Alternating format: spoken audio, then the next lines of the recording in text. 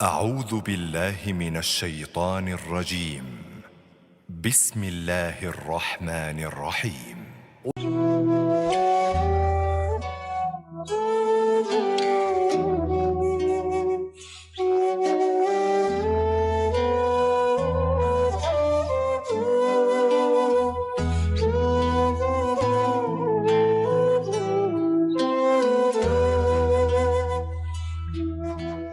Alhamdulillah, guru kita Ustadz Ihsan sepertinya sudah bergabung bersama kita pada malam hari ini.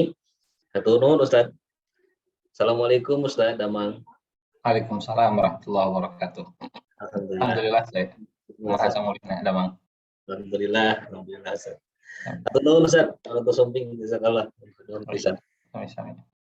Baik, kita mulai saja kegiatan pada malam hari ini. Beberapa saat lagi kita tiba pada pukul 8 insyaallah. Ya. Assalamualaikum. Waalaikumsalam Prof. Damang Prof. Assalamualaikum warahmatullahi wabarakatuh. Asa tos laminya teh online rupina teh. Mohon abdina aya ieu seur ieu aya acara. Insyaallah. Nuhun sehat Profnya, sehat Prof. Alhamdulillah. Baik, izin kita mulai kegiatan pada malam hari ini. Bismillahirrahmanirrahim. Assalamualaikum warahmatullahi wabarakatuh. Waalaikumsalam warahmatullahi wabarakatuh. Alhamdulillahirabbil alamin alladzi khalaqal mauta wal hayata liyabluwakum ayyukum ahsanu amala wa huwal azizul ghafur. Asyhadu an la ilaha illallah wa la syarikalah wa asyhadu anna Muhammadan abduhu wa rasuluh alladzi la nabiyya ba'dah. Allahumma sholli ala sayyidina Muhammad wa ala ali sayyidina Muhammad. Alhamdulillah, puji dan syukur senantiasa kita panjatkan kepada Allah Subhanahu wa taala atas segala limpahan nikmat dan karunia yang sampai dengan saat ini tidak pernah berhenti, terus Allah kucurkan kepada kita semua. Terutama nikmat yang paling besar yaitu nikmat iman dan juga nikmat Islam, alhamdulillah. Tidak lupa nikmat-nikmat yang lain yang begitu banyak. Semoga Allah Subhanahu wa taala jadikan kita hamba-hambanya yang terus bersyukur dan diberikan kekuatan, kemampuan untuk terus menjaga dan meningkatkan keimanan dan ketakwaan kita sampai akhir hayat kita semua. Amin ya rabbal alamin. Salawat dan salam semoga senantiasa dilimpahkan, dicurahkan kepada junjungan kita semua yang tercinta, yang termulia, Nabi besar Muhammad Sallallahu Alaihi Wasallam. Juga tidak lupa pada para keluarga dan sahabatnya, para tabiin, dan sampai pada seluruh pengikutnya hingga akhir zaman. Amin ya Allah ya rabbal alamin. Alhamdulillah, pada malam yang insya Allah sangat baik ini, insya Allah dirahmati Allah, malam yang berkah, alhamdulillah kita dipertemukan kembali di dalam sebuah aktivitas ibadah yang rutin kita laksanakan setiap hari Ahad malam, yaitu kajian ilmu. Walaupun kita laksanakan secara online, kita bertemu di dunia internet, di dunia maya, namun insya Allah tidak mengurangi segala keutamaan kita di dalam melaksanakan kegiatan talabul ilmi ini. Semoga Allah Subhanahu wa taala terus mudahkan kita dalam melaksanakan segala ibadah dalam keseharian kita, dari mulai kita bangun sampai kita tidur lagi. Amin ya rabbal alamin. Mengaturkan terima kasih kepada guru kita Ustadz Ihsan Bidullah yang kembali hadir bersama kita untuk sama-sama menyampaikan sebuah ilmu bagi kita semua yang tentu saja akan menjadi bekal dalam kehidupan kita di masa yang akan datang. Syukran Ustaz, jazakallah khairan katsiran, hasanal jazaa fid dunya wa akhirah.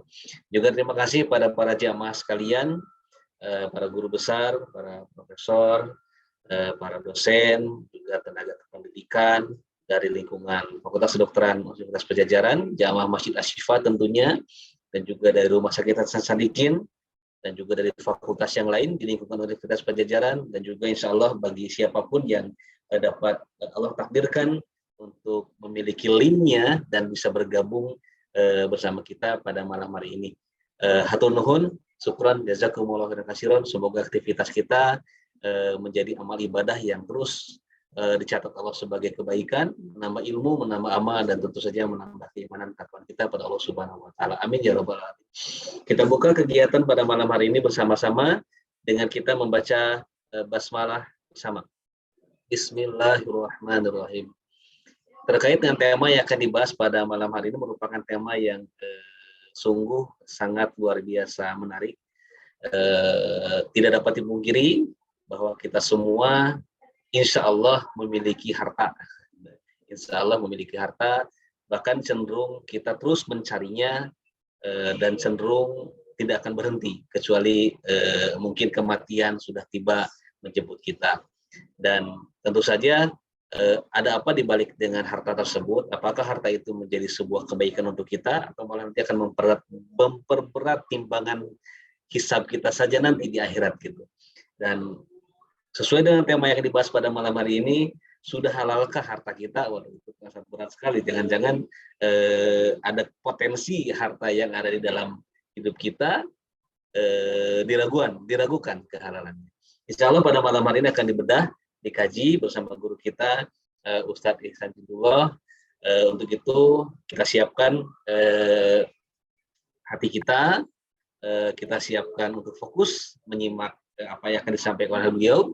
Siapkan alat tulis, catatannya barangkali, mushaf Qur'annya barangkali, kita catat apa-apa yang perlu dipertanyakan, apa-apa yang mungkin belum kita pahami nanti bisa kita pertanyakan. Baik, langsung saja pada guru kita Ustadz Nur Ihsan Jundullah, waktu dan medianya kami persilakan. Maka Ustadz. Baik, suaranya jelas ya? Sangat jelas Ustadz. Alhamdulillah. A'udzubillahi minasyaitonirrajim. Bismillahirrahmanirrahim. Assalamualaikum warahmatullahi wabarakatuh. Alhamdulillah. Alhamdulillahilladzi bi ni'matihi tatimmus shalihat. Walhamdulillahilladzi bi fadlihi tatahaqqaqul ghayat. Walhamdulillahilladzi bi ta'atihi tanzilul barakat. Asyhadu an la ilaha illallah wahdahu la syarikalah wa asyhadu anna Muhammadan abduhu wa rasuluh. Allahumma salli ala sayyidina Muhammadin wa ala alihi wa ashabihi ajma'in. Allahumma la sahla illa ma ja'altahu sahla wa anta taj'alul hazna idza syi'ta sahla. Allahumma la ilma lana illa ma 'allamtana innaka antal alimul hakim. Allahumma 'allimna ma yanfa'una wanfa'na bima 'allamtana wa zidna ilman wa amalan ya rabbal alamin. Amma ba'du. Bapak Ibu, alhamdulillah bisa bersilaturahmi lagi. Mudah-mudahan perpisahan dan pertemuan kita semuanya karena Allah Subhanahu wa taala. Dan mudah-mudahan kita masuk di antara golongan yang mendapat naungan nanti di padang mahsyar. Dari 7 golongan, di antaranya ada mereka yang bertemu karena Allah dan berpisahnya juga karena Allah. Rajulani tahabba fillah ijtama'a alaihi waftaraqa alaihi. Dan mudah-mudahan semua keutamaan majelis ilmu Allah berikan kepada kita di kesempatan malam hari ini insyaallah. Bapak Ibu yang dirahmati Allah Subhanahu wa taala, seperti yang tadi disampaikan tentang judul kita pada malam hari ini memang sangat berkaitan erat ya, dalam keseharian kita. Dan ini bukan untuk memvonis ke orang lain, tapi untuk mengevaluasi ke diri kita sendiri. Kenapa hal ini kita angkat? Kenapa tema ini yang kemudian dipilih? Karena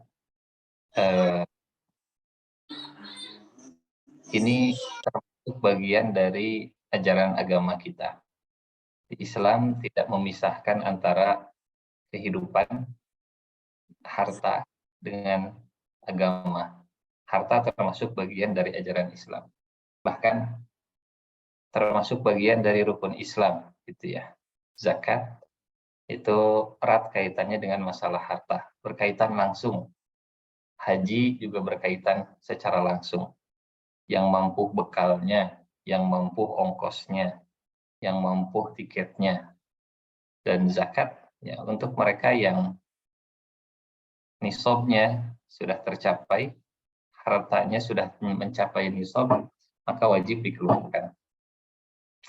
Adapun sholat memang berkaitan tapi tidak secara langsung. Karena untuk menutup aurat kita butuh pakaian, nah pakaiannya beli, kecuali kalau bikin sendiri, menjahit sendiri dari karung ini misalnya, itu lain cerita gitu ya. Saum untuk sahur dan berbuka, yang biasanya kalau saum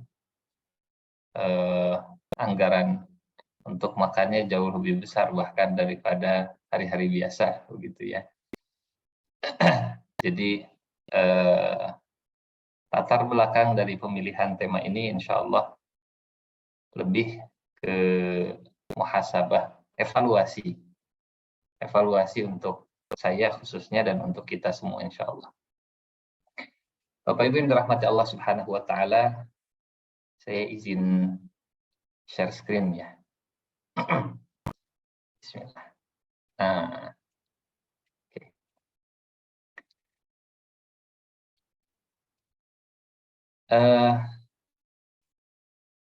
Nah, kita mulai dari sini. Ada satu riwayat, sahih riwayatnya, valid riwayatnya. Kenapa Allah Subhanahu wa taala menciptakan harta? Dari Abu Waqid Al-Laitsi, kata beliau, kunna na'tin nabiyya sallallahu alaihi wasallam idza nazala alaihi. Kalau Al-Qur'an itu turun, kalau Al-Qur'an itu datang, kalau wahyu itu diberikan kepada Rasulullah sallallahu alaihi wasallam, kami mendatangi Nabi. Fayuhadditsuna, kemudian Rasulullah menceritakan, menjelaskan, bikin kajian. Faqala lana dzata yaumin, pada suatu hari kemudian Rasulullah menyampaikan ke para sahabat, innallaha azza wa jalla qala, kata Nabi ke para sahabat, Allah berfirman nih, walaupun ini firmannya bukan firman yang ada di dalam Al-Quran, tapi termasuk dalam hadis qudsi ya. Jadi ada Al-Quran yang redaksinya tidak diubah oleh Nabi, maknanya juga selaras dengan yang diturunkan. Kalau hadis, redaksinya dari Rasulullah, maknanya dari Allah Subhanahu wa taala. Kalau hadis kursi ya, ini pertengahan, kalau disebut begitu, pertengahan antara Al-Quran dengan hadis. Hadis kursi itu firman Allah, tapi dengan redaksi dari Rasulullah Shallallahu Alaihi Wasallam. Nah, ini yang membedakan setiap huruf saat membaca Al-Quran itu pahalanya 10. Karena redaksi Al-Quran itu langsung dari Allah Subhanahu wa ta'ala. Allah berfirman, Inna Allah Azza wa Jalla qala, Inna anzalnal mal. Kami menurunkan harta. Li'iqamis shalah. Tujuannya untuk menegakkan salat. Wa ita'iz zakah, dan untuk menunaikan zakat. Jadi sekilas dalam hadis ini, Allah menurunkan harta, Allah memberikan kepada manusia harta, tujuan utamanya iqamis shalah, ita'iz zakah. Dan kalau kita lihat redaksinya, bukan untuk sholat, tapi untuk menegakkan sholat. Artinya menegakkan sholat itu, bikin masjidnya supaya bisa sholat berjamaah, butuh uang. Untuk kenyamanan di dalam masjidnya, mungkin butuh AC, butuh kipas angin, butuh karpet, gitu ya. Sound sistemnya juga yang bagus, dan seterusnya. Untuk wewangian parfum, liiqamis shalah wa ita'iz zakah. Walau kana libni Adam, kalau seandainya anak Adam itu punya lembah harta, dia punya brankas sebanyak lembah yang isinya harta, la ahabba an yakuna ilaihi thanim, pasti dia ingin diberikan yang kedua. Walau kana lahu wadiyan la ahabba an yakuna ilaihi mathal. Kalau sudah punya 2 lembah harta, dia pasti ingin punya lembah yang ketiga. Sudah ditakdirkan, ya, diinstal oleh Allah bahwa karakter manusia, pola interaksi manusia dengan harta memang seperti ini. Inna anzalnal mal liqamis shalah wa ita'iz zakat. Hikmah diciptakannya harta untuk 2 hal ini secara global, secara umum. Nah, Bapak Ibu yang dirahmati Allah Subhanahu wa taala, kita ingin mencoba melihat dengan cara pandang Allah dan Rasul-Nya terhadap harta. Allah itu memandang harta seperti apa sih? Rasulullah memandang harta seperti apa? Dan kita mencoba menyelaraskan cara pandang yang sama seperti Allah dan Rasul-Nya memandang harta. Karena perbedaan cara pandang pasti akan membuat perbedaan cara berinteraksi. Cara berinteraksi. Salah dalam cara berinteraksi, salah juga nanti hasilnya. Tidak seperti yang diinginkan oleh Allah Subhanahu wa taala. Nah, kalau kita kumpulkan ayat-ayat di dalam Al-Qur'an yang berbicara tentang masalah harta, ini menarik. Ternyata di dalam Al-Quran Allah tidak hanya menggunakan satu redaksi saja. Kalau umumnya ya secara bahasa harta itu diterjemahkan atau bahasa Arabnya harta itu al-mal. Kalau ke bahasa Indonesia al-mol begitu ya. Karena di mall lah tempat berputarnya harta, al-mol, al-amwal, bentuk jamak. Ternyata di ayat-ayat yang lain, di surat-surat yang lain, Allah Subhanahu wa taala menyebut dengan redaksi yang beragam, redaksi yang berbeda-beda. Misalnya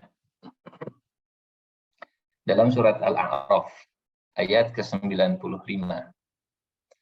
Ini Bapak Ibu, kalau kita lihat terjemahannya, Al-Hasanah yang dimaksud para ulama, Al-Hasanah yang dimaksud adalah harta.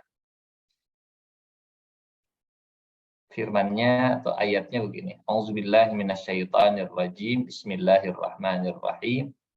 Tsumma baddalna makana sayyi'atil hasanah hatta afaw wa qalu qad massa aba'ana ad-dharra was-sarra fa akhadnahum baghtah wa hum la yash'urun.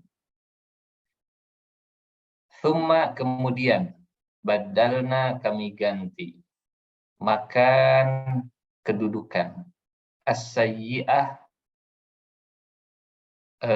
kesusahan al-hasanah dengan kesenangan hingga keturunan dan harta mereka bertambah. Jadi al-hasanah di surat Al-A'raf ayat 95 Allah menyebut harta itu dengan redaksi al-hasanah. Jadi di antara makna al-hasanah di dalam Al-Qur'an salah satunya adalah harta yang melimpah, harta yang banyak. Salah satunya, bukan satu-satunya tentu saja. Secara bahasa al-hasanah itu artinya kebaikan. Saat kita doa sapu jagat, kalimat ini kan ada ya, Rabbana atina fid dunya hasanah wa fil akhirati hasanah wa qina adzabannar. Ya Allah, berikanlah kepada kami kebaikan di dunia, hasanah. Surat Al-A'raf ayat 95 hasanah itu digunakan oleh Allah, maknanya kata para ulama tafsir, hasanah ini artinya harta yang banyak. Saat kita berdoa Rabbana atina fid dunya hasanah, di antara maknanya, ya Allah berikanlah saya kebaikan di dunia berupa harta yang banyak. Jadi ternyata diajarkan juga gitu ya, atau bisa juga dimaknai hasanah itu harta, dan minta harta yang baik di dunia termasuk bagian dari makna doa sapu jagat tadi. Rabbana atina fid dunya hasanah. Yang kedua, Allah Subhanahu wa taala menyebut harta seperti dalam surat Fussilat ayat ke-50 dengan kata Ar-Rahmah. Ar-Rahmah. Yang secara bahasa Ar-Rahmah ini diterjemahkan kasih sayang. Kasih sayang. Jadi bentuk kasih sayang salah satunya adalah dengan harta. Bentuk kasih sayang salah satunya dengan harta. Bapak Ibu yang dirahmati Allah Subhanahu wa taala, kalau kita lihat redaksi ayatnya, auzubillahi minasyaitonir rajim. Walain adzaqnahu rahmatan minna. Walain adzaqnahu rahmatan minna min ba'di dharra amassathu la yaqulanna hadza li wa ma adhunnu as-sa'ata qa'imah wala irji'tu ila rabbi inna li 'indahu lal husna falanunabbi'anna alladziina kafaru bima 'amilu walanudhiqannahum min 'adzabin ghalidh. Dan jika kami merasakan kepadanya, jika kami menimpakan kepadanya rahmat sesudah dia ditimpa kesusahan, pastilah dia berkata, ini memang hakku.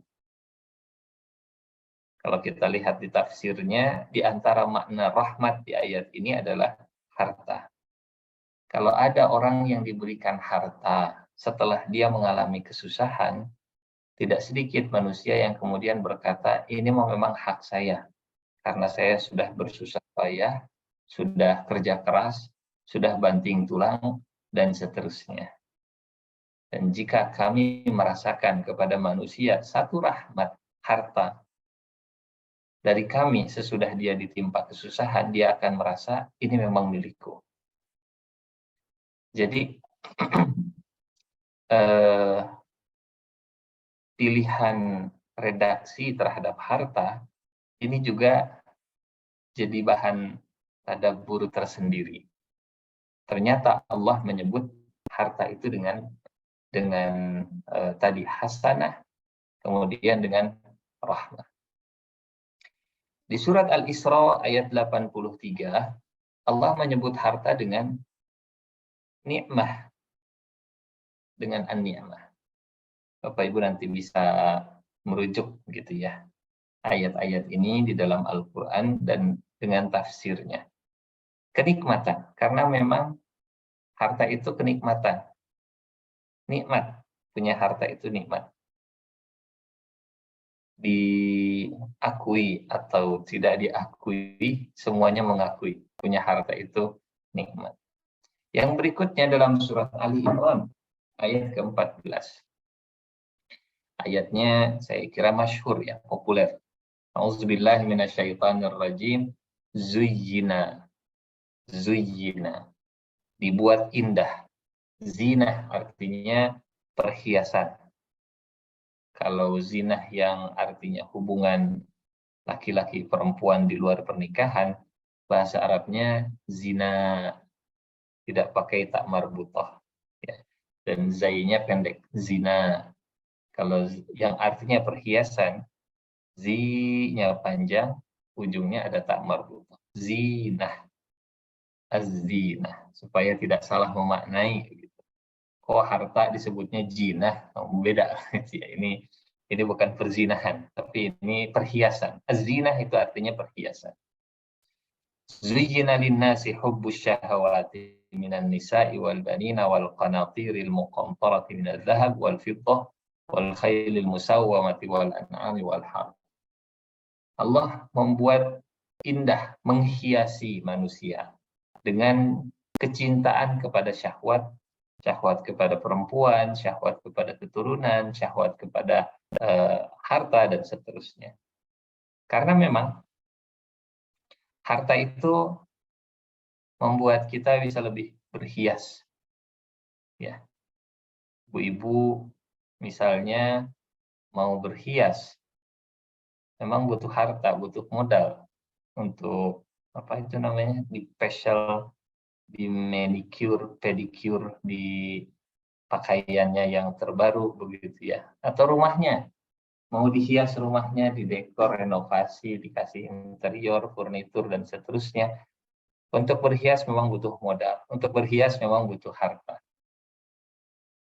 Ini sama seperti yang Allah firmankan di surat Al-Kahfi. Al-mal wal banun zinatul hayatid dunya. Harta dan keturunan itu perhiasan. Allah menyebut modal untuk berhias itu harta. Al-mal wal banun zinatul. Kemudian dalam surat Al-Adiyat Allah menyebut harta dengan redaksi al-khair. Al-khair. Yang kalau diterjemahkan letterlek, al-khair itu artinya kebaikan juga. Ya. Al-khair artinya kebaikan. Kalau kita ditanya, kaifa haluka? Alhamdulillah bi khair. Alhamdulillah baik. Wa tuhibbunal mala hubban jamma. Wal adiyati dhabha fal muriyati qadha fal mughirati subha fa asarna bihi naq'a fa wasatna bihi jam'a. Innal insana li rabbih lakanud wa innahu ala dzalika lasyahid. Wa innahu li hubbil khairi lasyadid.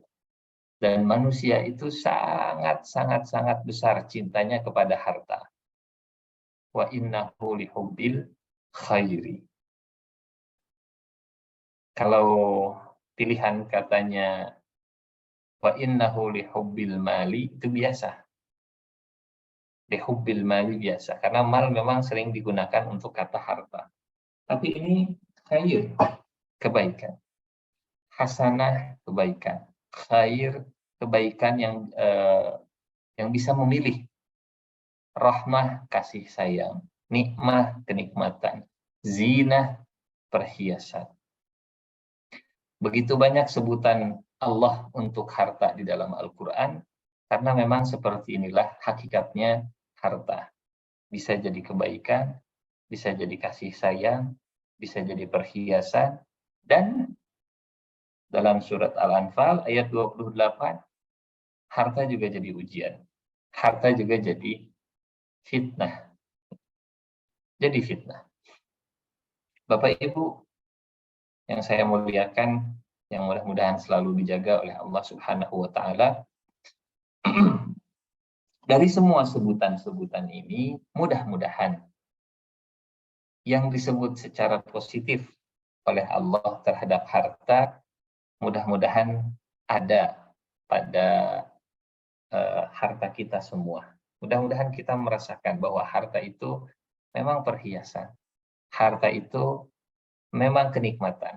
Harta itu bentuk kasih sayang. Karena di ayat-ayat yang lain, Allah Subhanahu wa Ta'ala menyebut dan memberikan harta itu dengan nada yang agak berbeda. Dengan nada yang agak berbeda. Seperti apa? Kita akan lihat. Ini berangkat dari surat Al-Anfal ayat 28. Al-Fitnah. Seperti apa harta ketika menjadi fitnah? Bapak Ibu yang dirahmati Allah Subhanahu wa Ta'ala.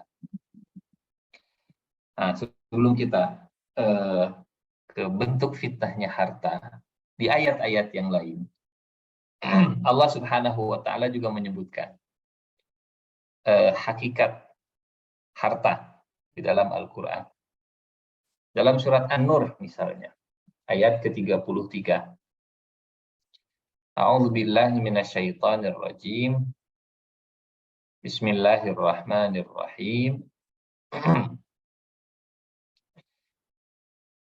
Wal yasta'fif alladzina la yajiduna nikaha hatta yughniyahumullahu min fadlih walladzina yabtaghuna alkitaba mimma malakat aymanukum fakatibuhum in alimtum fihim khaira wa atuhum mimma lillahi alladzi atakum. Ini dia, wa atuhum mimma lillahi alladzi atakum, dan berikanlah kepada mereka sebahagian dari harta Allah yang dikaruniakannya kepadamu. Harta Allah, konsep kepemilikan harta di dalam Islam, semuanya milik Allah Subhanahu wa Ta'ala. Ownernya Allah, manusia hanya dititipkan saja. Kemudian, ya, memang ayat ini konteksnya tentang pernikahan. Kalau sudah mapan, kalau sudah mampu, menikahlah. Kalau belum, maka jagalah kesucian dirinya. Dan bagi orang tua, kita sebagai orang tua yang punya anak perempuan, Allah melarang memaksa anak-anak perempuan untuk melakukan tindakan pelacuran. Sedangkan anak-anak kita misalnya menginginkan kesucian. Saya yakin tidak ada di antara kita yang memaksa anaknya untuk berbuat pelacuran begitu ya. Saya yakin insya Allah tidak ada. Tapi jangan sampai memaksa melakukan pelacuran dengan jalan yang tidak disengaja. Dengan cara yang mungkin tidak kita maksudkan, tidak diniatkan. Misalnya, kata para ulama tafsir menjelaskan ayat ini, misalnya, memaksa anak-anak wanita melakukan pelacuran, sedangkan mereka sendiri menginginkan kesucian. Anaknya ingin menikah, tapi orang tuanya melarang-larang, tidak memberikan restu, padahal yang datang adalah laki-laki yang soleh, karena alasan yang tidak dibenarkan secara syariat. Akhirnya, yang tadinya ingin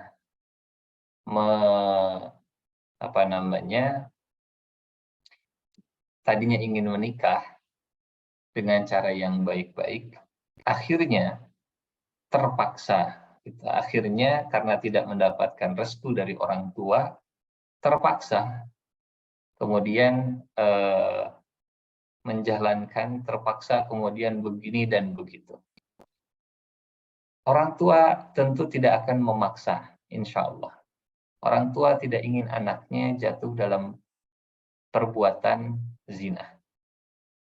Tapi, kata Allah, jangan kamu memaksa budak wanitamu untuk melakukan pelacuran, sedang mereka sendiri menginginkan kesucian, karena kamu hendak mencari keuntungan duniawi.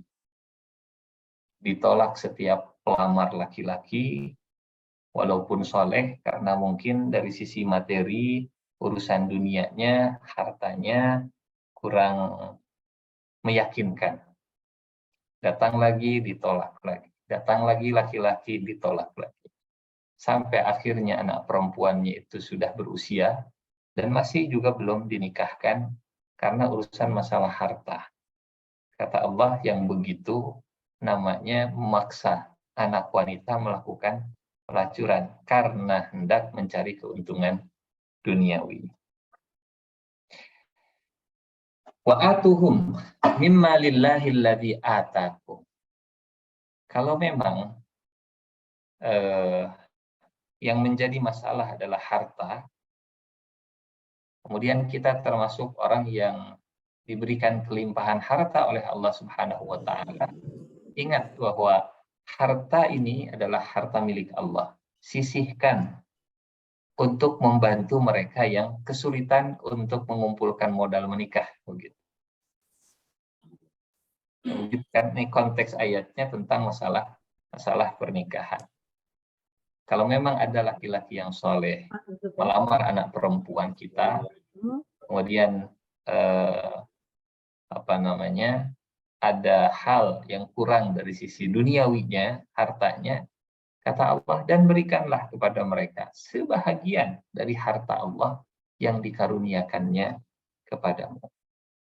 Wa atuhum mimma lillahi alladzi atakum. Yang ingin kita garis bawahi kalimat ini. Harta Allah. Malillah, bukan harta kita. Ini hanya titipan saja. Kadang muncul sifat bakhil. Enak aja begitu ya. Kenapa saya yang harus membantu? Padahal dia yang ingin mengambil anak perempuan saya. Kata Allah, itu harta Allah, dan anaknya menginginkan kesucian. Kasih saja sebagian dari harta Allah tersebut. Di ayat yang lain, di surat An-Nisa ayat ke-5. Ini menarik, di surat An-Nisa ayat ke-5. Allah Subhanahu wa Ta'ala menyebut harta itu sebagai penegak. Sebagai penegak. Wala tu'tus sufaha amwalakumul lati ja'alallahu lakum qiyama warzuquhum fiha waqsuhum wa qulu lahum qawlan ma'rufa. Jangan kalian menyerahkan harta kepada orang yang belum sempurna akalnya. Bapak Ibu, punten, mohon maaf. Ayat ini adalah dalil jangan memberikan handphone ke anak kita yang belum sempurna akalnya. Karena handphone termasuk harta. Karena handphone termasuk aset begitu ya. Jangan kamu serahkan harta kepada orang-orang yang belum sempurna akalnya. Jangan dikasih, dipinjemin silahkan, dikasih jangan. Belum sempurna akalnya. Mau ngasih jajan silahkan, tapi jangan utuh. Kasih jajan 1.000 silahkan, 2.000 silahkan. Sampai sempurna akalnya, silahkan berikan hartanya. Kenapa? Karena harta ini, kata Allah, dijadikan untuk menegakkan kehidupan. Bahasa Al-Qur'annya, ja'alallahu lakum qiyaman. Qiyam itu dari kata berdiri. Supaya tegak, supaya bisa berdiri dengan tegak, maka butuh harta. Supaya tulang punggung kita itu bisa tegak, tidak bongkok ke depan karena lapar, maka butuh harta juga.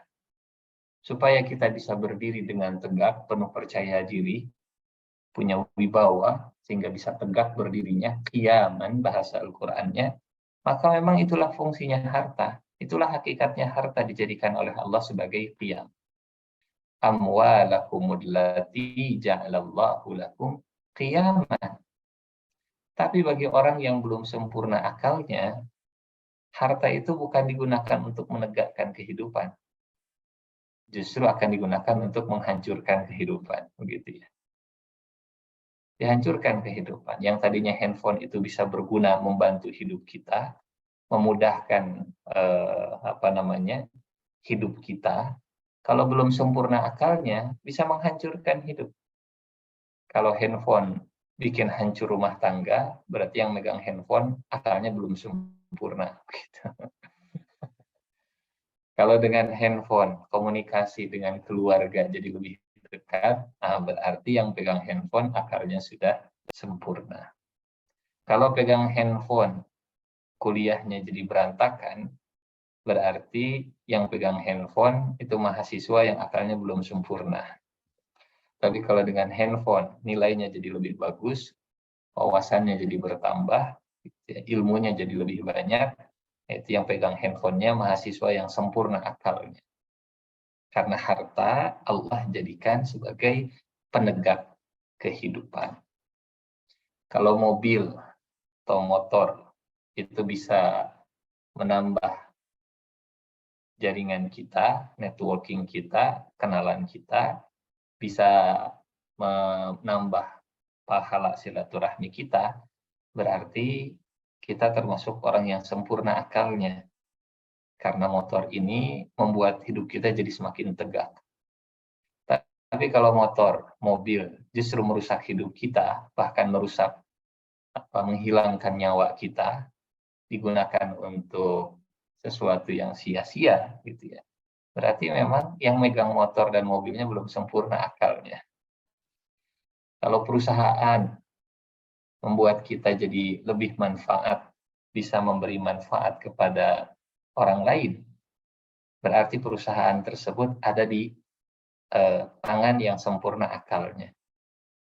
Tapi kalau perusahaan dipegang oleh yang tidak sempurna akalnya, justru membuat orang akan kehilangan banyak pekerjaan, kerusakan, kerugian, dan seterusnya. Di ayat ke-6, Allah perintahkan untuk muji. Wabtalul yatama hatta idza balagun nikah fa in anastum minhum rusyda fadfa'u ilaihim amwalahum.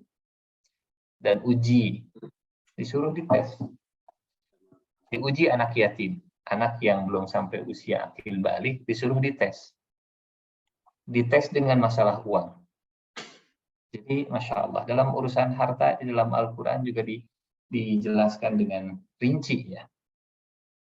Kalau menurut pendapatmu, Allah menyerahkan kepada kita penilaiannya. Allah tidak membatasi. Usia sekian tahun kasih nggak dibatasi. Karena boleh jadi usia 4 tahun akalnya sudah sempurna saat menghitung harta walaupun belum balik begitu ya. Mungkin sudah akil tapi belum balik. Mungkin sudah bisa menghitung tapi belum balik. Jika menurut pendapatmu mereka telah cerdas, pandai memelihara harta, serahkanlah kepada mereka hartanya. Misal begini kasusnya.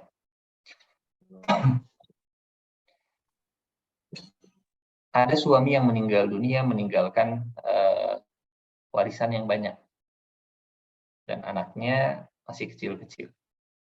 Nah, istri dari almarhum ini menjaga harta anak-anaknya. Karena dalam warisan tadi ada hak anak-anaknya juga. Tidak semuanya milik sang istri.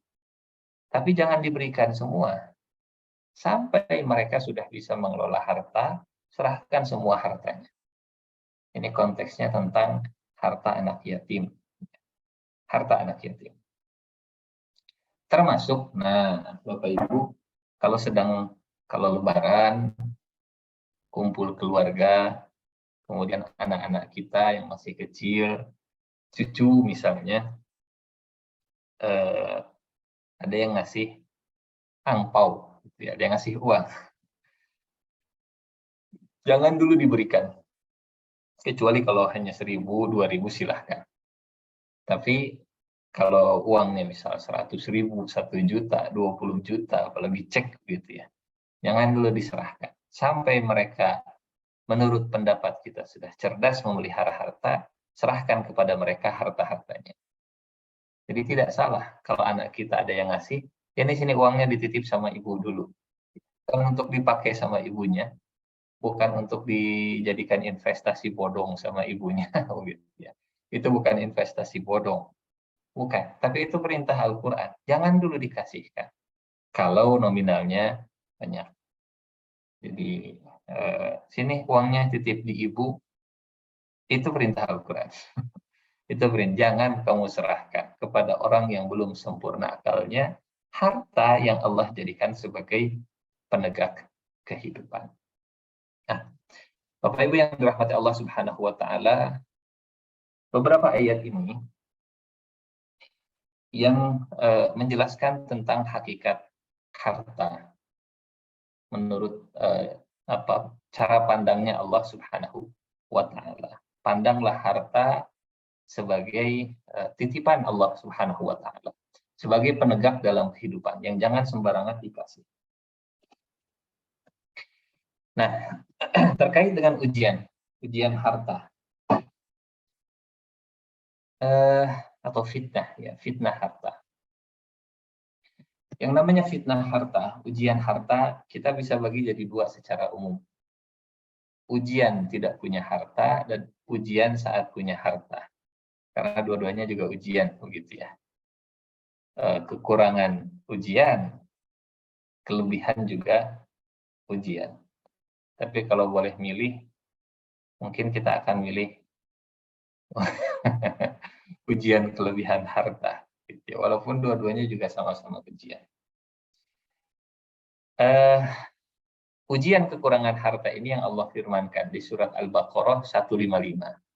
وَلَنَبْلُوَنَّكُمْ بِشَيْءٍ مِنَ الْخَوْفِ وَالْجُوعِ وَنَقْصٍ مِنَ الْأَمْوَالِ وَالْأَنْفُسِ وَالثَّمَرَاتِ وَبَشِّرِ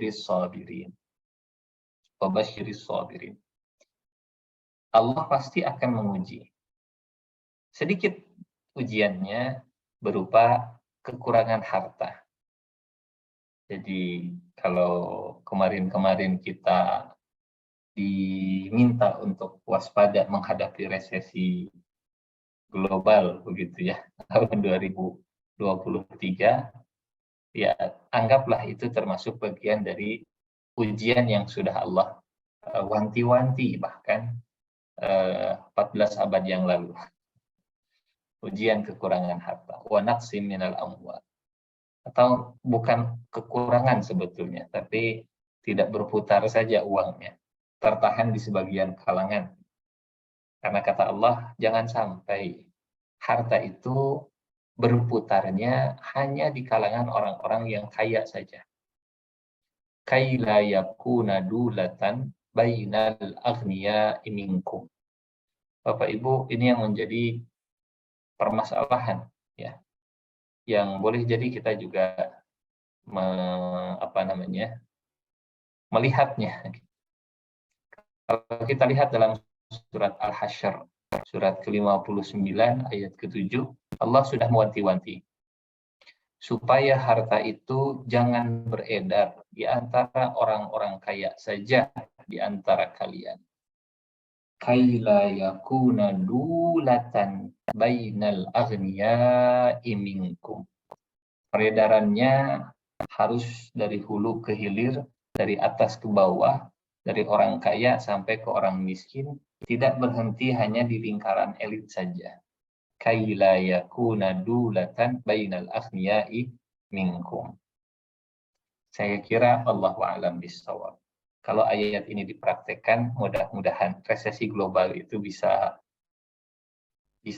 dihadapi dengan sebaik-baiknya, begitu ya. Jadi supaya peredaran uang itu tetap terjadi, tetap mengalir, bukan hanya di kalangan elit, tapi sampai ke bawah juga. Kaila yakuna dulatam bainal aghniya'i minkum. Nah, Bapak Ibu yang dirahmati Allah Subhanahu wa taala, apa ujian harta saat kita sedang kekurangan?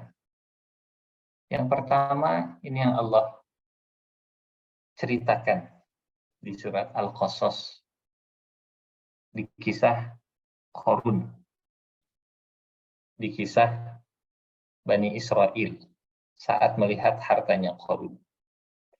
Ujian kekurangan harta itu yang pertama, mudah tergiur, mudah silau gitu ya, mudah tergiur dan mudah takjub.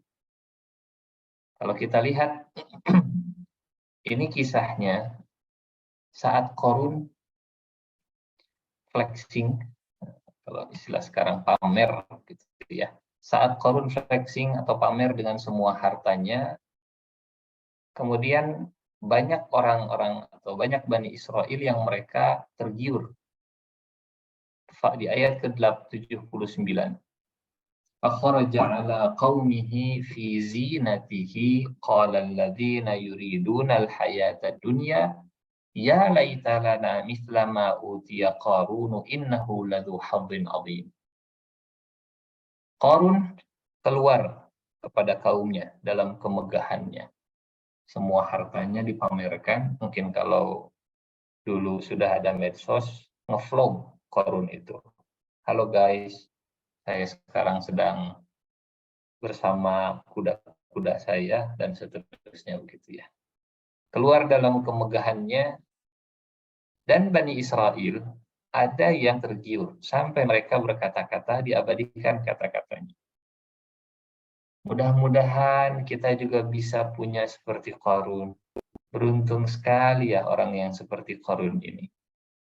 Innahu lazu hazzin azim.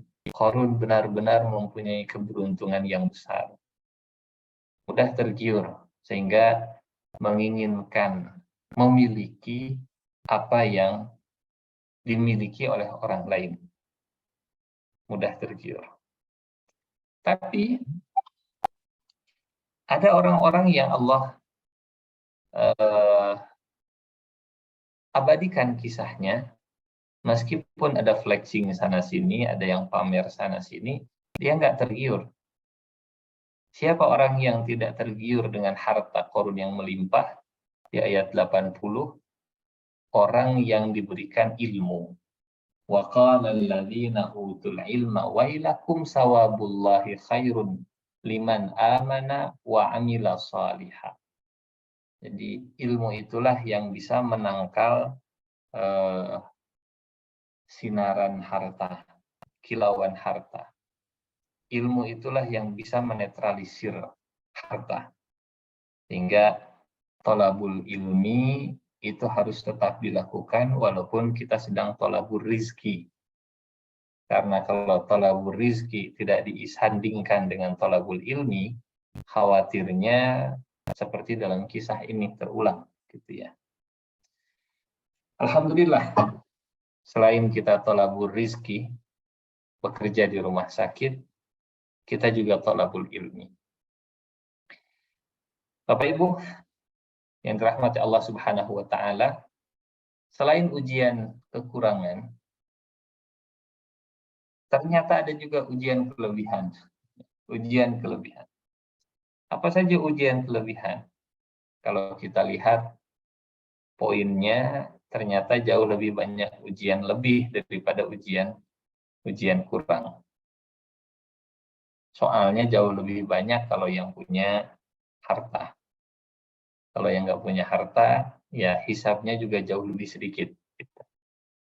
Tapi kalau boleh memilih, kita akan memilih ujian yang pertanyaannya jauh lebih banyak. Gitu. Khususnya dalam masalah harta. Apa saja ujian memiliki harta? Yang pertama, harta itu seringkali membuat seseorang lalai mengingat Allah. Nah, Bapak Ibu, sudah halalkah harta kita? Kalau sudah halal, jangan sampai membuat lalai mengingat Allah. Kalau memang harta kita itu halal, thayyib, maka keberkahannya itu harus terlihat dari tidak membuat kita jauh dari Allah Subhanahu wa taala. Karena di antara sebab kemunafikan, ayatnya ada dalam surat Al-Munafiqun. Di antara sebab kemunafikan, di antaranya adalah karena memiliki atau terlalaikan oleh harta. Terlalaikan oleh harta. A'udzubillahi minasyaitonirrajim. Surat Al-Munafiqun ayat ke-9-nya. Ya ayyuhalladzina amanu la tulhikum amwalukum wala auladukum an dzikrillah wa may yaf'al dzalika faulaika humul khasirun. Wahai orang beriman, jangan hartamu dan anak-anakmu melalaikan kamu mengingat Allah. Siapa yang lalai mengingat Allah karena sibuk dengan bisnisnya, pekerjaannya, hartanya, dia rugi. Walaupun hartanya banyak, kalau lalai mengingat Allah, dia rugi. Walaupun asetnya melimpah, tapi kalau nggak pernah sholat, dia rugi. Walaupun berhasil mencatatkan keuntungan di akhir tahun, tapi kalau dia nggak pernah sholat, dia rugi. Walaupun cabangnya, perusahaannya sudah go internasional, sudah IPO, sudah terbuka dan seterusnya, Tapi kalau membuat tidak bisa mengingat Allah, lupa dengan akhirat, lupa dengan Allah, dia orang yang rugi. Orang yang rugi, walaupun punya harta, itu orang yang lalai mengingat Allah Subhanahu wa Ta'ala. Dan kata para ulama tafsir, ayat 9 ini ayat yang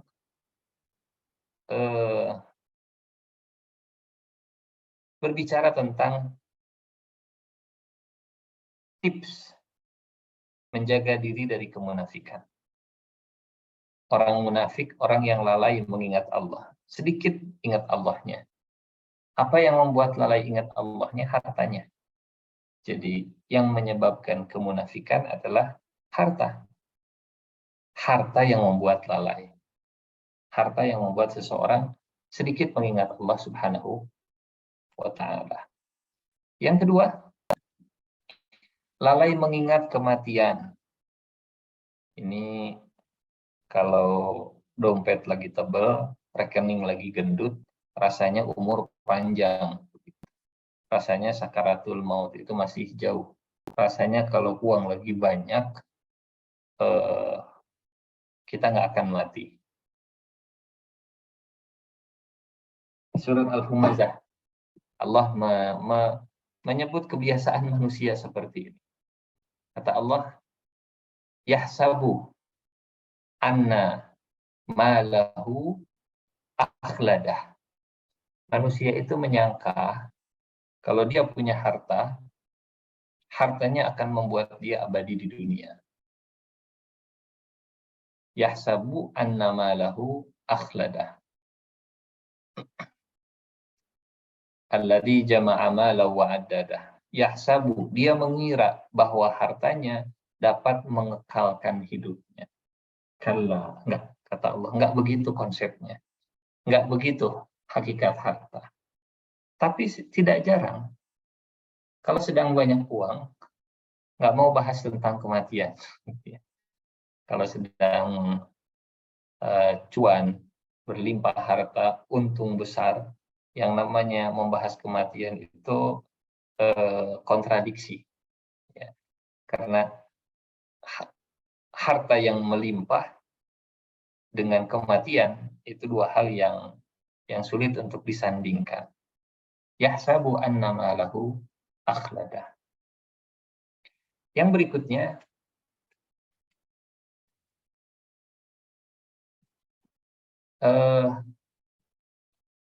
bersikap kasar dan jahat.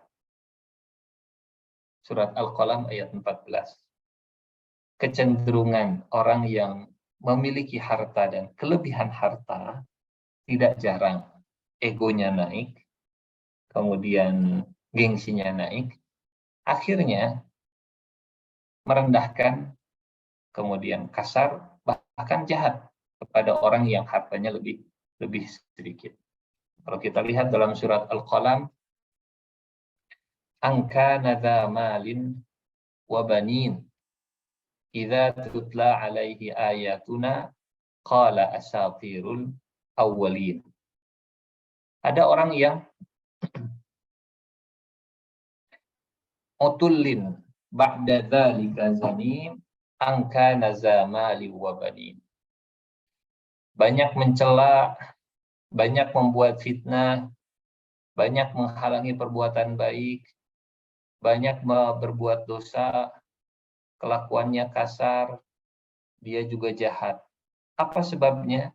Karena dia punya banyak harta dan keturunan. Jadi salah satu fitnah harta, seringkali lisannya jadi sulit dijaga, perilaku sikapnya juga jadi tidak tawadhu.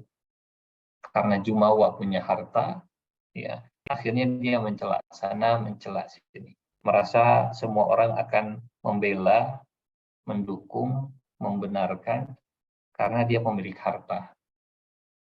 Kalau orang mau berbuat baik dihalang-halangi.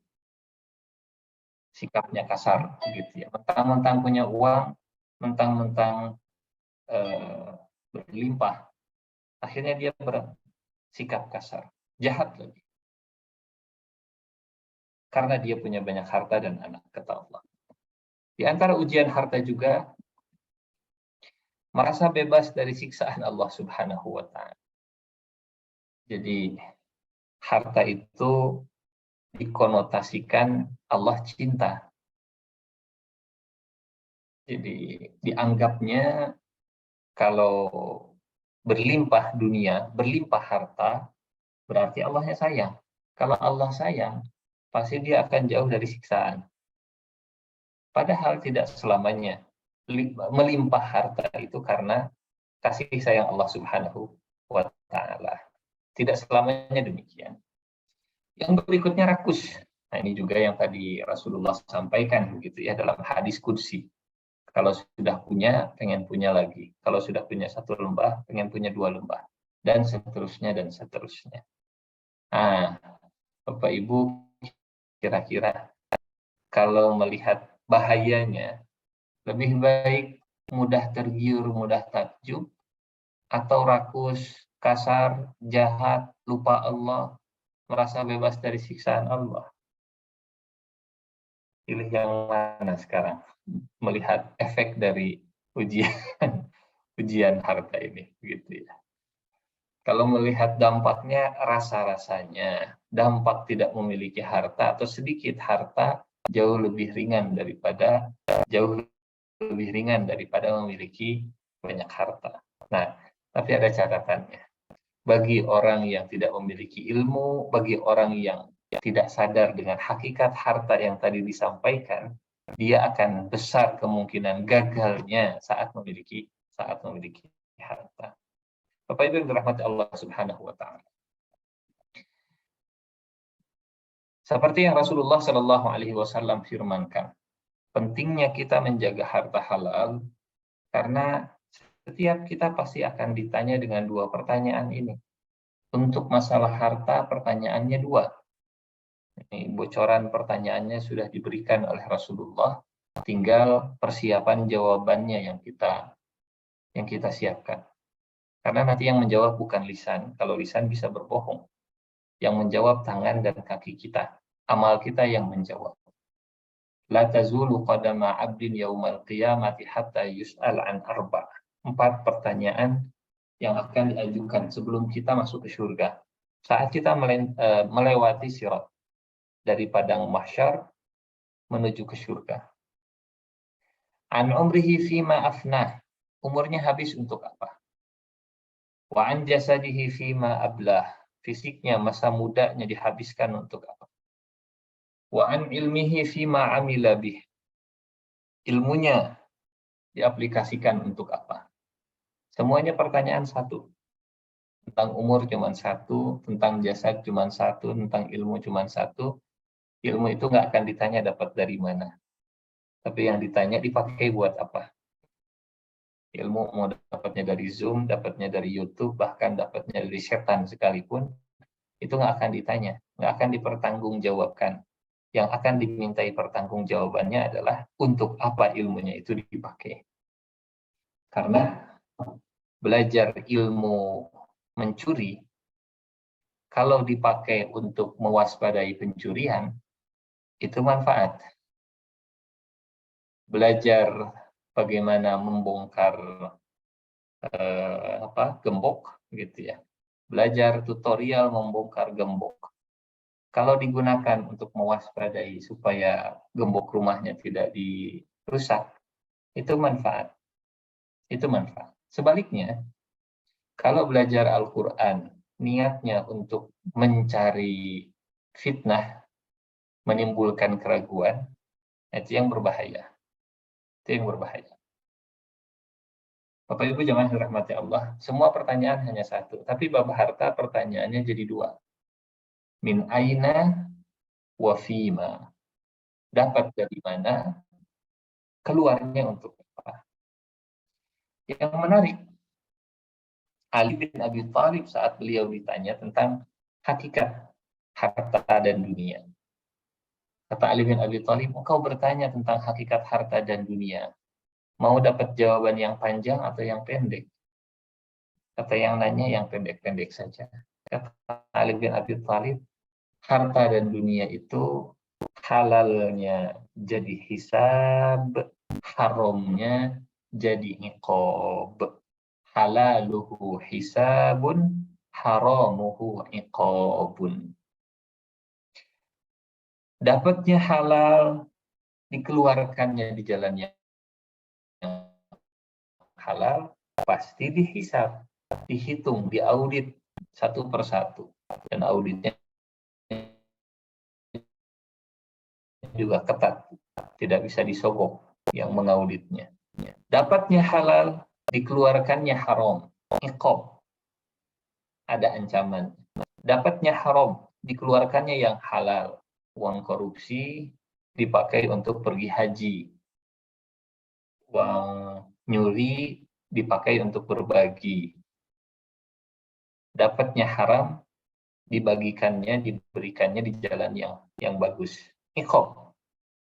Apalagi kalau dapatnya haram, dikeluarkannya juga di jalan yang haram. Iqabnya ini iqab 2 kali lipat. Halaluhu hisabun, haramuhu iqabun.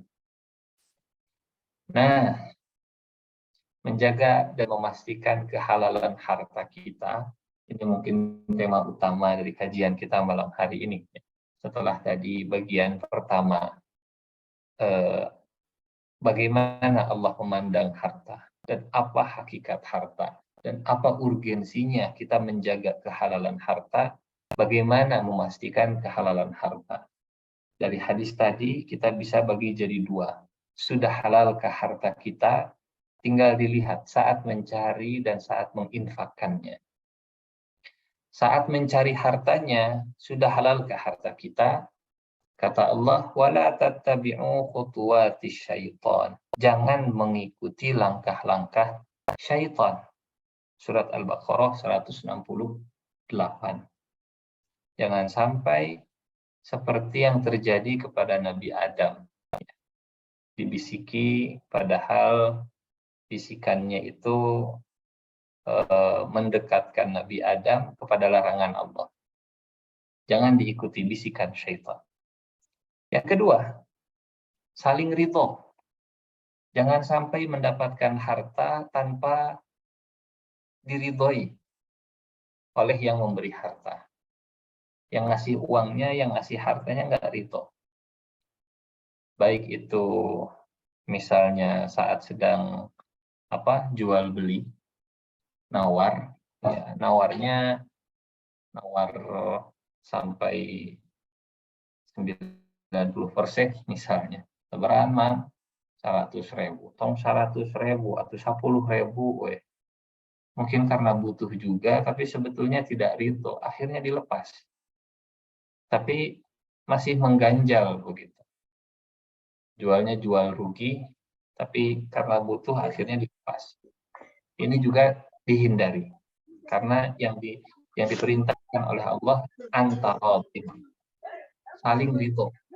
Ridho saat mengeluarkan uangnya, ridho saat memberikan harta. Yang ketiga, menjauhi kecurangan. Menjelaskan kalau ada kekurangan. Wailul lil mutaffifin. Wailul lil mutaffifin. Celakalah orang yang berbuat curang, yang mengurangi timbangan.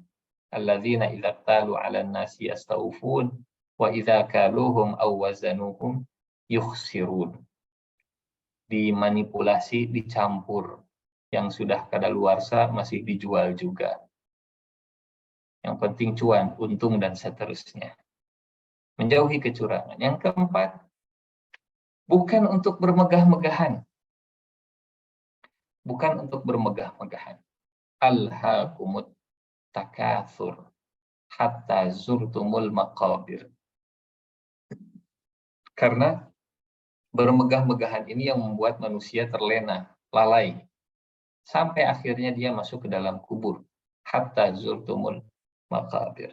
Saat mencarinya bukan diniatkan untuk bermegah-megahan, bukan untuk takasur dan tafakhur, bukan untuk bermegah-megahan dan berbangga-banggaan kemudian merendahkan orang lain. Saat menginfakkan, saat mengeluarkan, Yang pertama, dipastikan mengeluarkannya ini untuk sarana bersyukur. La in syakartum la azidannakum, supaya saat kita mengeluarkan, Allah kasih lagi yang jauh lebih banyak untuk bersyukur. Dan bentuk bersyukur itu artinya menginfakkan, mengeluarkan, menggunakan di jalan yang jalan ketaatan. Di jalan ketaatan. Kalau berangkat ke tempat kerja, kita punya motor, kita punya mobil, kita punya helikopter misalnya. Atau berangkat ke masjid, kita punya baju yang harganya 10.000 atau baju yang harganya 100.000, 200.000, 500.000.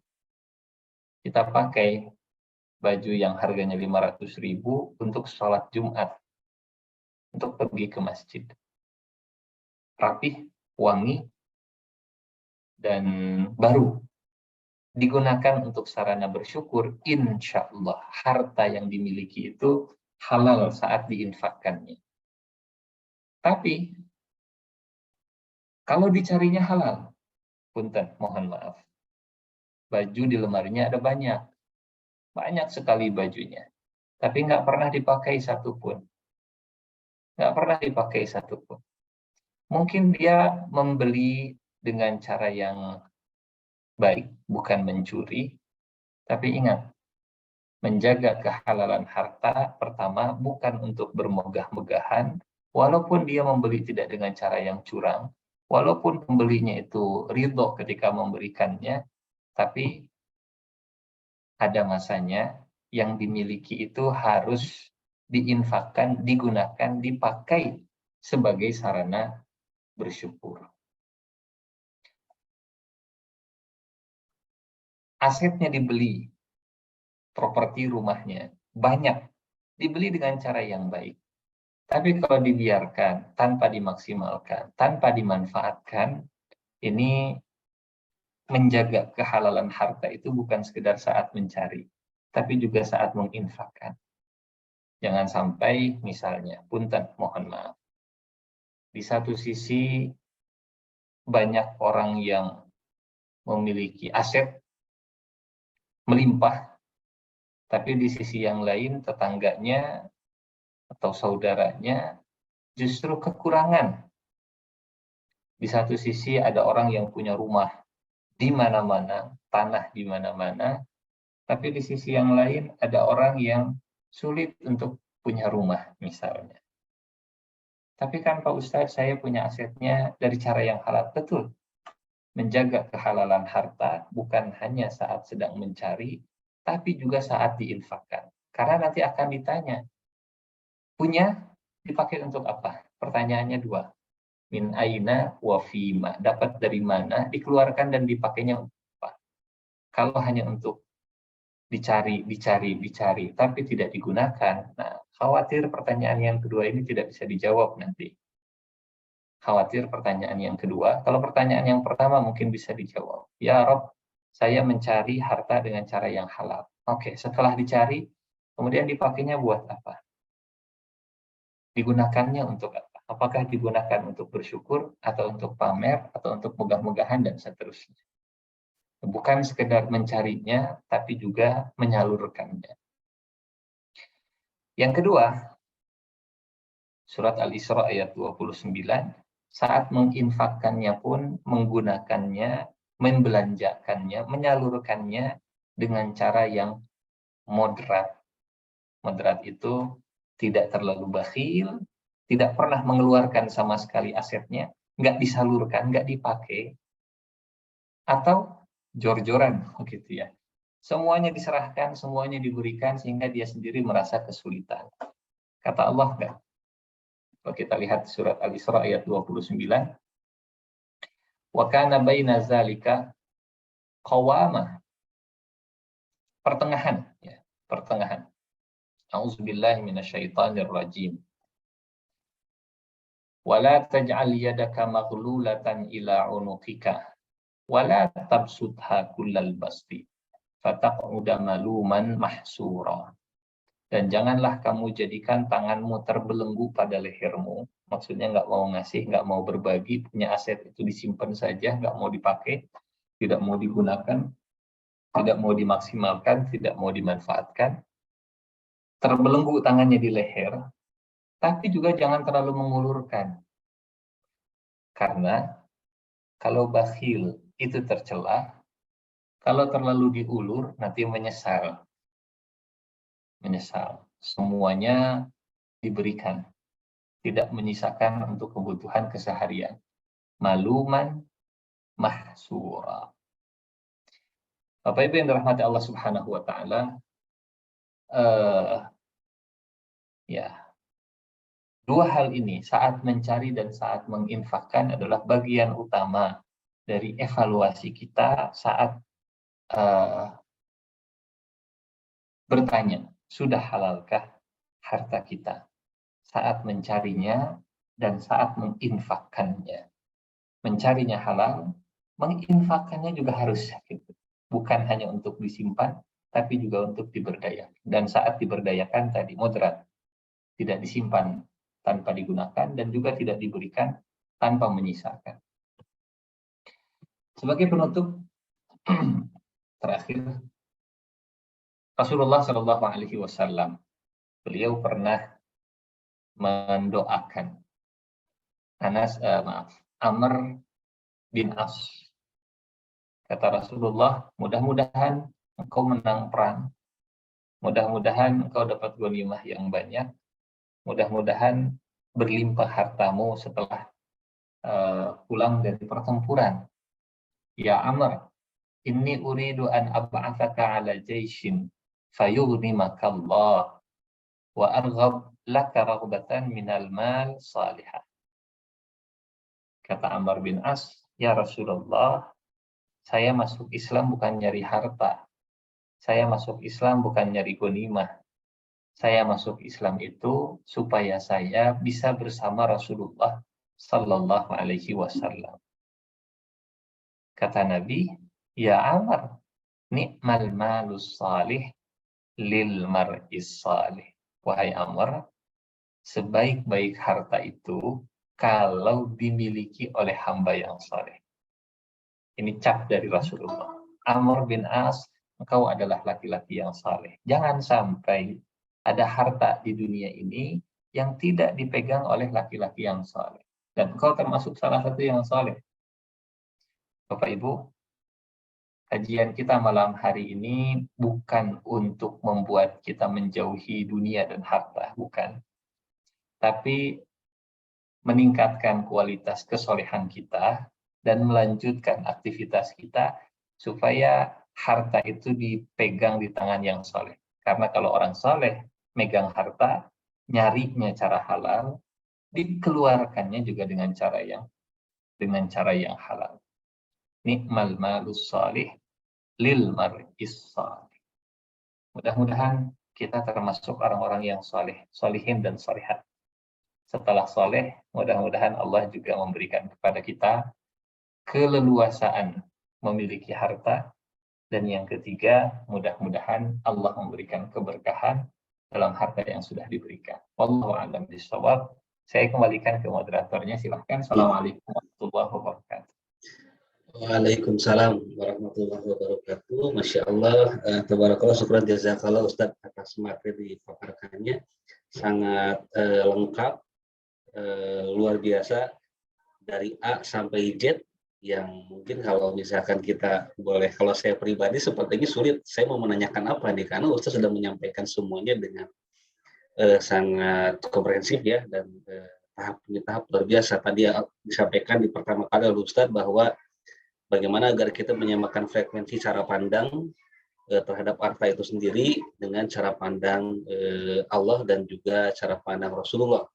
Karena kalau misalkan ternyata cara pandang kita berbeda, maka implementasi turunannya pun akan berbeda dalam kita menyikapi harta tersebut. Luar biasa, dan tadi sudah dijelaskan oleh Ustadz dengan jelas melalui ayat-ayat Quran, dan juga setelah itu Ustadz menyampaikan tentang ujian harta, tentang bahwa ujian kekurangan dan juga ujian kelebihan harta dengan efek-efek turunannya yang luar biasa membuat kita sangat miris sekali. Kalau misalkan ujian kekurangan hanya 2 poinnya, dan ujian kelebihan ternyata ada 5 poin yang cukup sangat mengkhawatirkan kita semua. Setelah itu Ustadz pun memberikan tips kepada kita untuk menjaga kehalalan tersebut. Karena ternyata setelah di akhirat nanti yang Allah tanyakan kepada kita itu ternyata bukan kehalalannya saja gitu, karena sudah pasti harus halal gitu. Nah kalau haram mungkin sudah jelas itu mungkin berdosa besar. Setelah halal ternyata Allah pertanyakan 2, dari mana dan ternyata untuk apa, kemana kita menggunakannya.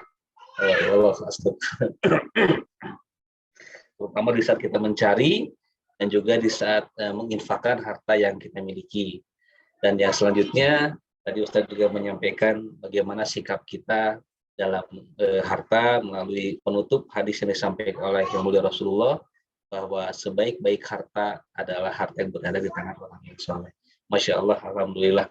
Semoga ini menjadi inspirasi untuk kita semua, untuk kita senantiasa kalau tadi Ustaz katakan menggunakan harta itu sebagai sarana bersyukur, dan juga kita moderat dalam menggunakan harta tersebut. Masya Allah. Seharusnya sih tidak ada pertanyaan ini kayak. Tapi bangga jika ada pertanyaan, barangkali satu pertanyaan saja, barangkali mengingat waktu. Ini mohon izin saya bacakan dari Ibu Yuniarti saja. Beliau menanyakan bahwa apabila harta kita banyak, amin, ya Rabbal Alamin, namun banyak tidak terpakai, belum disumbangkan, dan apabila senang membeli sesuatu hanya untuk kesenangan saja, bagaimana kita menyikapinya? Sudah terjawab sebetulnya sama Ustadz ini. Maka Ustadz singkat saja barangkali. Tadi sudah dijawab sama Pak Adri juga ya. Bukan hanya nyarinya halal, tapi juga dikeluarkan, dipakai hartanya. Apalagi kalau sudah cukup nisabnya, harus punten. Cara pandang zakat itu bukan menyisihkan harta kita, tapi mengembalikan hak milik orang lain yang ada di kita.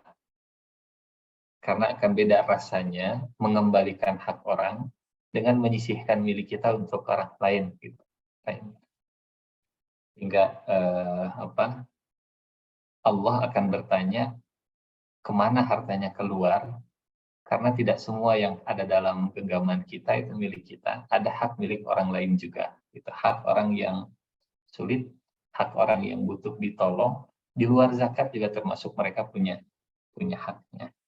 Jadi bukan tidak boleh bersenang-senang, bukan tidak boleh membeli sesuatu yang disukai, boleh begitu ya, tapi tidak melupakan hak di lingkungan sekitar. Ada satu quote dalam bahasa Inggris ini yang menurut saya bagus begitu ya. Rise your standard of living when you rise your standard of giving when you rise your standard of living gitu ya. Naikkan standarmu dalam memberi saat engkau menaikkan standar dalam hidupmu. Standard of giving selaras dengan standard of livingnya. Jangan sampai standard of livingnya terlalu tinggi, tapi standard of givingnya kecil, biasa-biasa saja. Wallahu a'lam bishawab. Enggak, silakan Kak Adri. Baik Ustaz, terima kasih jawabannya. Cukup sepertinya. Izin Ustaz, satu pertanyaan lagi. Ustaz, ini cukup menarik. Karena biasanya kalau dibahas terus itu banyak pertanyaan terkait implementasi dari harta sebetulnya. Fikih biasanya. Nah ini pertanyaan barangkali terakhir ini Ustaz dari Dr. Suwardi. Beliau menanyakan jika kita ikut arisan konvensional, arisan ibu-ibu dan sebagainya barangkali ya. Dan juga arisan yang untuk hal-hal ibadah seperti arisan umroh atau arisan kurban dan sebagainya gitu Ustaz. Apakah itu halal Ustaz? Menjelaskan Ustaz. Ya. Bismillahirrahmanirrahim. Bapak Ibu, arisan ini harus ditempatkan di posisi yang tepat dulu. Karena kalau tidak tepat placingnya, menempatkannya, nanti hukumnya juga jadi beda begitu ya. Hukumnya jadi beda. Kalau arisan itu ditempatkan di akad sosial, bukan di akad transaksi, jual beli dan seterusnya, maka hukumnya jadi berbeda. Kalau arisan itu akadnya akad tolong menolong, ta'awun, saling membantu, maka yang mau membantu berapapun, misal yang namanya membantu itu kan tidak harus sama jumlahnya. Saya mau sekian, soklah saya arisannya sekian 10.000. Saya emang nggak usah 10.000, 20.000 begitu ya. Kalau akadnya membantu itu lain, itu boleh. Tapi kalau akadnya itu transaksi jual beli, transaksi pinjam meminjam, karena akan beda kalau transaksi pinjam meminjam, saya mengeluarkan 100.000, saya nanti juga harus dapatnya 100.000, nggak boleh lebih, nggak boleh kurang. Nah, arisan yang berjalan, yang beredar, yang selama ini kita lihat, saya melihatnya ini termasuk bagian dari akad ta'awun, saling tolong-menolong, saling membantu. Memudahkan orang untuk mendapatkan sesuatu, kemudian nanti giliran waktu begitu ya akadnya. Sehingga karena akadnya, transaksinya ini transaksi tolong-menolong, dan tolong-menolong itu dianjurkan. Wa ta'awanu 'alal birri wat taqwa. Tolong-menolonglah dalam kebaikan dan ketakwaan. Kita mau memberangkatkan siapa nih sekarang begitu, memberangkatkan si fulan, soklah dari saya 1 juta, dari saya 1 juta, 30 orang kumpul 30 juta. Siapa dulu yang berangkat? Si fulan. Oke, si fulan berangkat. Niatnya untuk menolong memberangkatkan di antara kita umroh. Sehingga dalil yang bisa dipakai adalah dalil ta'awun. Wa ta'awanu 'alal birri wat taqwa. Tapi kalau akadnya pinjam meminjam, itu kan lain lagi ceritanya begitu. Saya akan meminjamkan si fulan, saya akan mengeluarkan uang, akadnya minjem. Nanti saya juga harus kebagian gitu karena saya meminjamkan. Nah, placing-nya itu mungkin yang penempatan akadnya yang akan mempengaruhi hukum dari akadnya itu sendiri. Wallahu a'lam bishawab. Maka Baik, syukur. Jazakallah Ustaz. Alhamdulillah sepertinya sudah terjawab kedua pertanyaan, dan insya Allah itu menutup kegiatan kajian kita pada malam hari ini. Hatur nuhun Ustaz, syukur jazakallah atas materi yang telah disampaikan. Semoga insya Allah kita semua mampu untuk mengamalkannya, terutama dalam mengelola segala bentuk ibadah kita, pengabdian kepada Allah Subhanahu wa taala di dalam kehidupan, tentunya khususnya dalam pengelolaan harta yang dititipkan oleh Allah Subhanahu wa taala kepada kita. Ada AA-nya. Karena baik Ustaz, izin sebelum ditutup untuk memimpin doa secara singkat untuk kita semua, monggo Ustaz. baik, auzubillahi minasyaitonirrajim. Bismillahirrahmanirrahim. Hamdan na'imin, hamdan syakirin, hamdan yuwafi ni'amahu wa yukafi'u mazidah. Ya Rabbana lakal hamdu kama yanbaghi li jalali wajhika wa 'azimi sultanik. Amin ya Allah. Allahumma shalli ala sayyidina Muhammad wa ala alihi wa sahbihi ajma'in. Amin. Allahumma ighfir lana wa liwalidina warhamhuma kama rabbayana shighara. Rabbana taqabbal minna innaka antas samiul alim wa tub alaina innaka antat tawwabur rahim. Rabbana atina fid dunya hasanah wa fil akhirati hasanah wa qina adzabannar. Wa sallallahu ala sayyidina Muhammadin wa ala alihi wa sahbihi wa sallim. Walhamdulillahi rabbil alamin. Amin. Amin.